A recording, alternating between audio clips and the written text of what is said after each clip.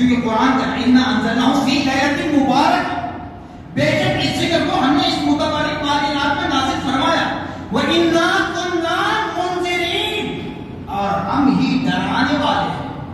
اللہ تعالیٰ فرما رہا قرآن سے دلیل چاہتے ہو سورہ مزمل پڑھ لیجیے. یا ایھا المزمل قم الليل الا قليلا نصفه او انقص منه قليلا او زد عليه ورتل القرآن ترتیلا. پھر سورہ مدثر پڑھ لو. یا ایھا المدثر ربک فکبر وثیابک فطہر. فرما اللہ اے حبیب بیدار ہو جائیے. میرے حبیب سوتے کب ہیں؟ میرے حبیب کے لیے تو اللہ نے اعلان فرما دیا. معراج کی گواہی کس کی ہے؟ میرا حبیب ظاہر سوتا ہے تو آنکھ بند ہوتی ہے، دل کی آنکھ کھلی ہوتی ہے تو رب کا دیدار. مگر یہاں اللہ پاک نبی کو حکم دے رہا ہے اے میرے نبی اپنی امت کو اٹھائیے، اپنی امت کو جگائیے، اپنی امت کو خدا کے عذاب سے ڈرائیے، اپنی امت کو خدا کے عذاب سے ڈرائیے. میدان محشر میں کیا ہوگا؟ خبر کی زندگی کیا ہوگی؟ کہتے ہیں بدعت. اگر ایسا بدعت کہتے رہو، میں کسی پر طنز کرنا مقصد ہے، حاضر و ناظر. بدعت اگر کہو زندگی گزارنا مشکل ہے. میں یہی لفظ کہتا ہوں، دوسرا لفظ نہیں کہتا. بدعت اگر کہو زندگی گزارنا مشکل ہے.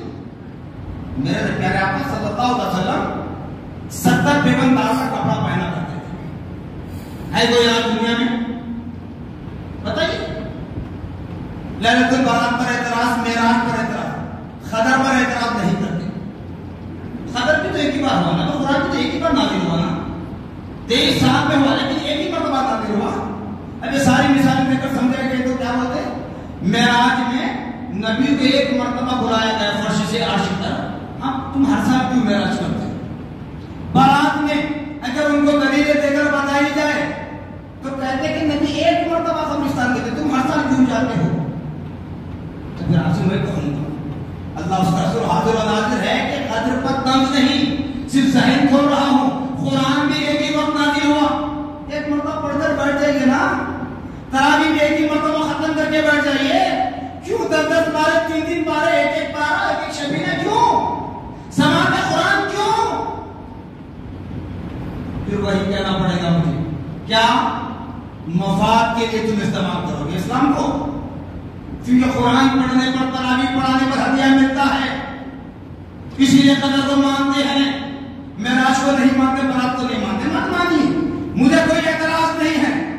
مت عمل کیجیے، اعتراض نہیں ہے.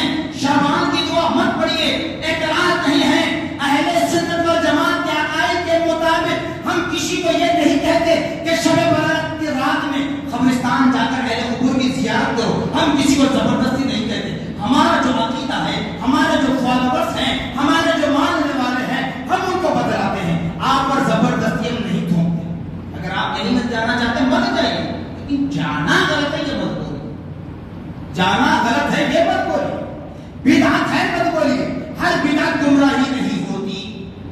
وہ بدعت گمراہی ہے جس میں اسلام کے خلاف عمل، جس میں شریعت محمدی کے خلاف عمل، وہ بدعت گمراہی ہے. وہ بدعت جہنم میں لے جانے والی ہے. ارے اللہ اکبر، کم سے کم مسلمان جب لیلۃ البرات کی رات آتی ہے تو بڑے خشوع و خضوع کے ساتھ نماز ادا کرتا ہے، سورہ یاسین کی تلاوت کرتا ہے، سال میں ایک مرتبہ اہل قبور کی زیارت کے لیے جاتا ہے. تم مجھ سے بھی روکتے ہو جی؟ اہل قبور کی زیارت سے روکا جاتا ہے، غلط کام کیا ہے بتائیے؟ اہل قبور کی زیارت کے لیے خود پیارے آقا صلی اللہ علیہ وسلم نے حکم دیا. نہ صرف زبان سے حکم دیا بلکہ پریکٹیکل طور پر عمل کر کے بتایا.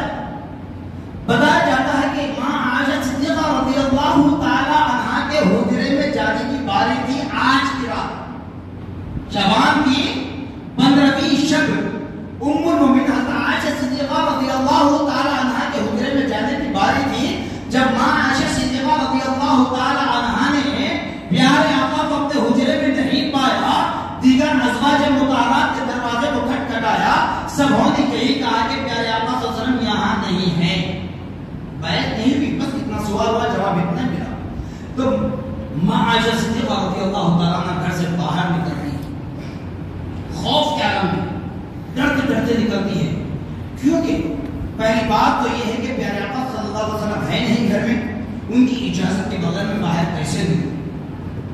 دوسرا خوف یہ تاریخ تھا کہ میرے پیارے آقا صلی اللہ علیہ وسلم کے ساتھ کہیں دشمنوں نے حملہ تو نہیں کیا۔ اس خوف کے عالم میں جب وہ نکلی تو کیا دیکھتے ہیں کہ پیارے آقا صلی اللہ علیہ وسلم جنت البقیع کے قبرستان میں کھڑے رہ کر دعا کر رہے ہیں۔ اب بتائیے سامعین محترم، اس جنت البقیع کے قبرستان میں اس وقت جس وقت میرے پیارے آقا صلی اللہ علیہ وسلم ظاہری اعتبار سے یمین حیات میں تھے، اس وقت جنت البقیع کے قبرستان میں کون دفن تھے؟ بتائیے کون دفن تھے؟ کوئی اور نہیں، صحابہ کرام رضوان اللہ علیہم اجمعین دفن تھے، جن کے لیے قرآن کہہ رہا ہے رضی اللہ عنہ ورضوا عنہ، اللہ ان سے راضی ہے، انہوں نے اللہ کو راضی کر لیا۔ وہ صحابہ آرام کر رہے تھے جنت البقیع قبرستان میں، جن کے لیے میرے پیارے آقا صلی اللہ علیہ وسلم ارشاد فرماتے ہیں، یاد رکھنا یہ آواز اگر نکل رہی ہے یہ میری طاقت نہیں ہے، کسی کو للکارنے کے لیے یا کسی کو جھکانے کے لیے نہیں کہہ رہا ہوں، بلکہ نبی نے جنت البقیع کے قبرستان میں جا کر دعا کی تو کس لیے کی، وہ دعا کیا تھی وہ بتانا ہو سکتا۔ وہ صحابہ جن کے لیے قرآن نے کہہ دیا رضی اللہ عنہم ورضوا عنہ، اللہ ان سے راضی ہے، اللہ ان کے اعمال سے راضی ہے۔ وہ صحابہ اپنے اعمال کے ذریعے اپنے معبود حقیقی کو راضی کر چکے ہیں۔ کیوں کہ صحابہ کی زندگی یہ ہوتی، سامنے نبی ہوتے دل میں خدا ہوتا، نبی کو پیش نظر رکھتے، نبی کو دیکھ دیکھ کر زندگی پسند کرتے اور دل میں خدا کا خوف رکھتے، سر جھکاتے رب کی بارگاہ میں، دل جھکاتے نبی کی بارگاہ۔ وہ صحابہ، اور وہ صحابہ کے لیے پیارے آقا فرما رہے ہیں یہ وہ صحابہ ہیں جیسے آسمان پر تم تارے دیکھتے ہو نا اندھیری رات میں، چاندنی رات میں جو تارے چمکتے ہیں، میرے صحابہ بھی آسمان ستاروں کے مانند ہیں، آسمان پر ستاروں کے مانند ہیں۔ پھر جلیل پیارے آقا صلی اللہ علیہ وسلم نے فرمایا میرے صحابہ کی طریقوں کو جو اپنائے، میرے صحابہ کے راستے پر جو چلے وہ ہدایت یافتہ ہے، جو میرے صحابہ کے راستے کو چھوڑ دے وہ گمراہ ہے۔ کیسے گمراہ ہے؟ کل بدعت ضلالہ تو آسانی سے اچھا یاد کر دیا، ایسے معلوم ہوتا ہے کہ قبر میں اگر فرشتہ منکر نکیر بھی اگر پوچھے من ربک ما دینک ما کنت تقول فی ھذا الرجل، تو صرف یہی کہ کل بدعت ضلالہ کل ضلالۃ فی النار، بس یہ سبق پڑھتا ہے، یہ سب اچھی طرح رٹ لی ہے نا۔ صرف ایسے نہیں، کہانی کے طور پر کوئی چٹکلا نہیں سناؤں گا، الحمدللہ ثم الحمدللہ صغیر کو جامع نظام سے جو علم